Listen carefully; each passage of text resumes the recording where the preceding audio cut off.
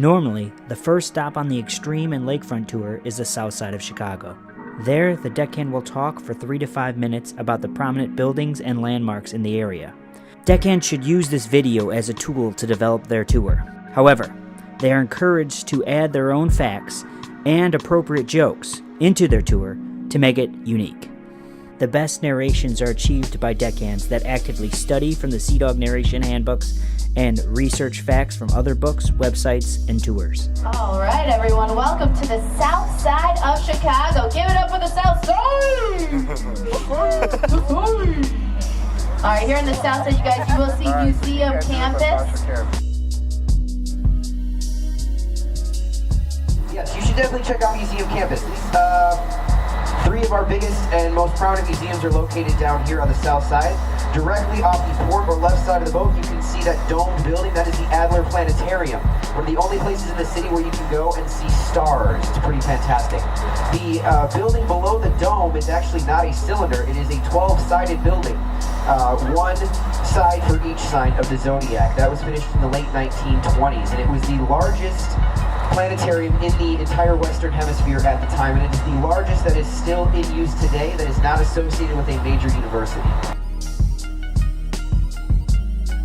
The building with the blue tinted windows, that is the Shed Aquarium, also finished in the late 1920s, and that is the largest inland, meaning not on the ocean, aquarium in the Western Hemisphere. That is pretty fantastic. When we were building that, we had to bring up something to the tune of 20,000 train cars worth of sand and another 20,000 train cars worth of salt water from the Florida Keys to help house our over 13,000 species of saltwater aquatic life.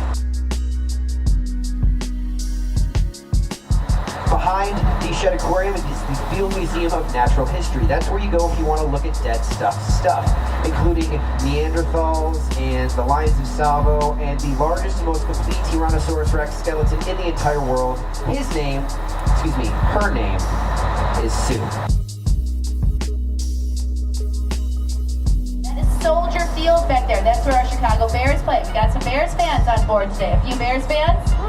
One for sure, a few in the back. We don't have any Packers fans on board today, do we?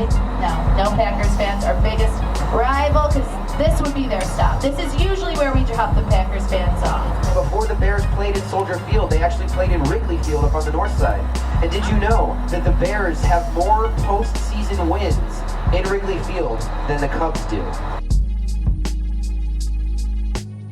That line of trees is Grant Park, all right, our biggest, most beautiful park here in Chicago, in the middle of which is Buckingham Fountain, not currently going off, but usually during the summer, Buckingham Fountain will shoot up to 150 feet of water every hour on the hour for about 20 minutes straight.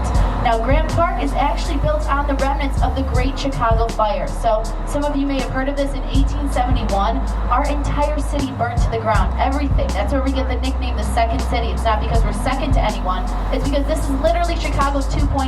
Everything burnt to the ground.